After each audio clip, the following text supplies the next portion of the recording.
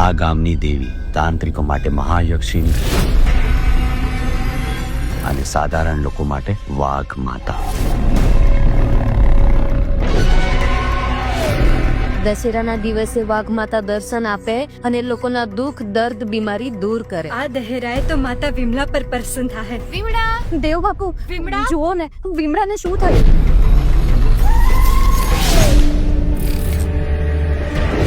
આ દેવબાપુ કોણ છે? દેવબાપુ આ જંગલના સાચા સેવક એમ સમજો સાહેબ. દેવોની ભાષા જાણે અને સેવા કરે નિસ્વાર્થ ભાવે. આ પહેલા તમારું પોસ્ટિંગ ક્યાં હતું? Gir national park. આ આટલી હારી જગા છોડીને તમે આ વિરાન જંગલમાં શું કામ આવ્યા? જંગલમાં આગ લઈને ક્યાં જવું છે? તમે હોય કે તમારા દેવબાપુ? પેલા પરમિશન લઈને આવો. हमारी आसपास तो 8 रोगियों છે. આખો ગામ બીમાર છે. આ બધું તો ખુલ્લા પગાને કારણે જ થઈ રહેલું છે. આ ખુલ્લા પગા શું છે? ખુલ્લો પગો એકવાર વળગે ને એટલે ખલ્લાસ. આપણે શ્રામગાન કરીશું. એમાં શું કરવાનું હોય? વાઘ માતાનું આહવાન અને એની આરાધના. આ જંગલમાં ક્યાંય વાઘ છે? એટલે હું આવ્યો ત્યારથી રોજ રાતના મને વાઘની ત્રાડ સંભળાય છે. મને બધાની ચિંતા થાય છે. મારે તમારી વિદ્યા શીખવી છે.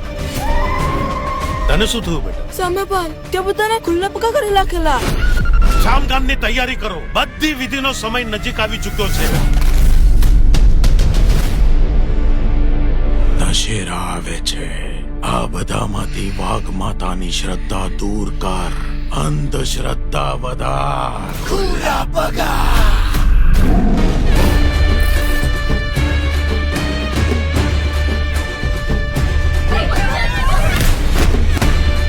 માં કઈ કહી રહ્યા છે? શું? રાહુ.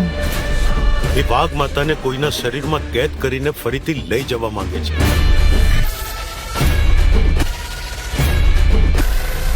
તમારું અહીંયા આવવાનું કારણ આ જંગલની દેવીને બચાવવાનું નિમિત્ત બનીને આવ્યા છો તમે.